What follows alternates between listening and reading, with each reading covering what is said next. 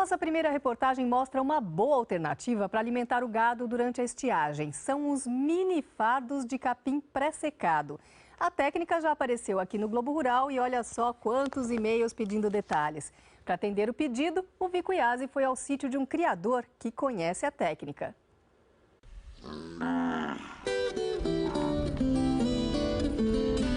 Seu Norberto Sebastiani produz leite num sítio de 29 hectares em Itapetininga, São Paulo. O rebanho de 120 cabeças tem 48 vacas em lactação.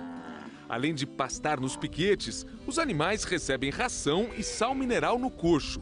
O problema é que nos meses mais secos do ano, o pasto fica fraco na região. Vale lembrar que uma vaca em produção precisa comer perto de 50 quilos de volumoso por dia.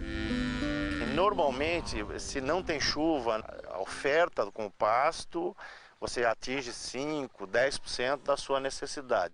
Para enfrentar esse problema, seu Norberto montou um manejo caprichado de armazenagem de alimento.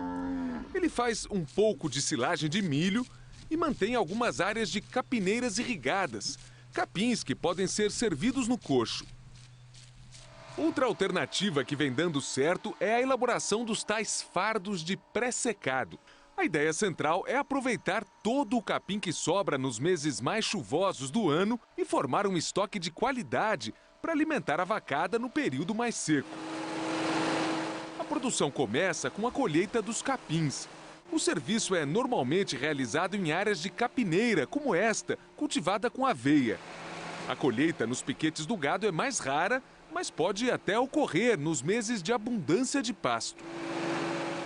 Normalmente nós temos uma ensiladeira com frente especial para colher capim. Isso a gente colhe já picado. Que capins que se pode utilizar para fazer o pré-secado?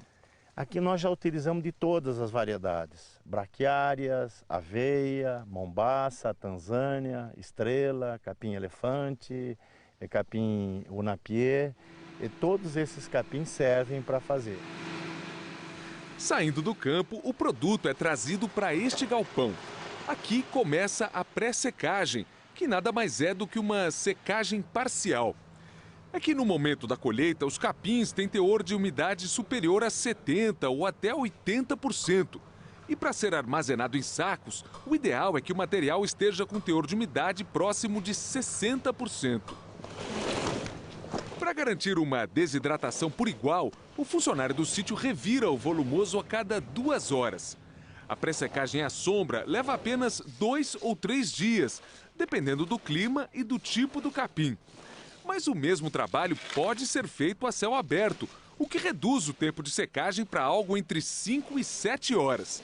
Seu Norberto prefere fazer tudo no galpão para evitar a chuva e porque acha mais prático. Pouco antes de ensacar, o pessoal do sítio pulveriza um produto especial para esse tipo de forragem, o inoculante biológico. Ele contém bactérias vivas que ajudam a conservar o capim.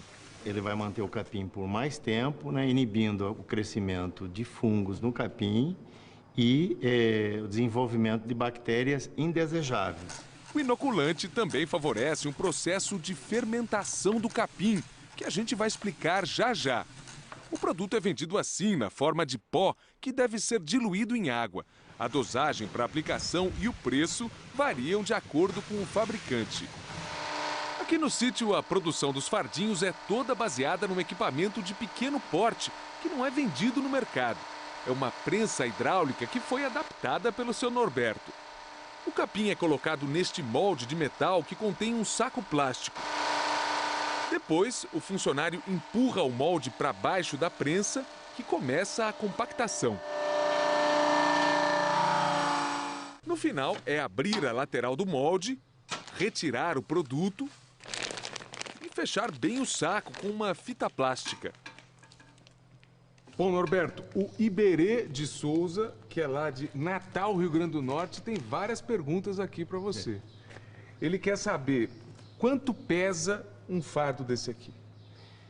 Isso aqui pesa aproximadamente entre 25 e 28 quilos. Outra pergunta do seu Iberê, ele quer saber que saco é esse?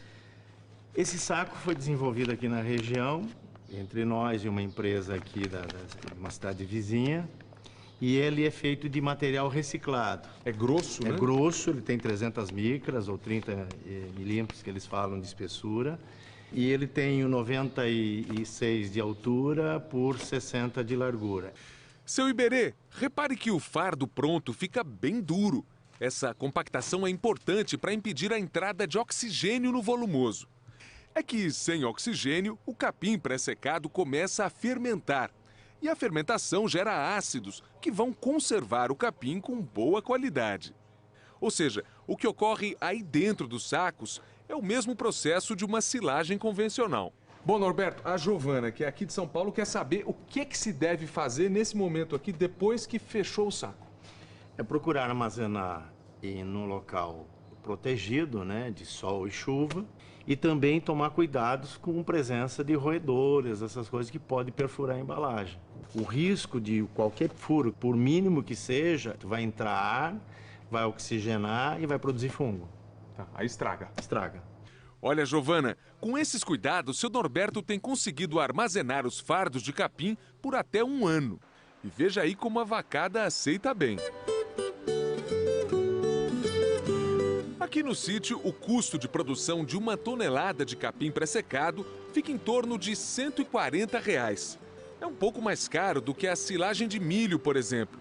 Mesmo assim, segundo o seu Norberto, esse tipo de forragem vale a pena pela qualidade final do produto. Aqui a gente consegue armazenar capim com 12, 14, até 16% de proteína, versus uma silagem de milho que tem 8% de proteína. Então eu consigo trabalhar com uma ração muito mais econômica do que eu trabalharia na silagem de milho. A tonelada aqui é um pouquinho mais cara, mas economiza na ração. Economizo lá depois na ração. Como o capim pré-secado tem um teor de matéria seca mais alto do que o pasto fresco, seu Norberto acaba oferecendo apenas 1 fardo para cada vaca nos meses mais secos do ano. Com tanto capricho na alimentação, o rebanho do sítio consegue manter o mesmo ritmo de produção em tempos de estiagem. Cerca de 20 litros de leite por vaca a cada dia.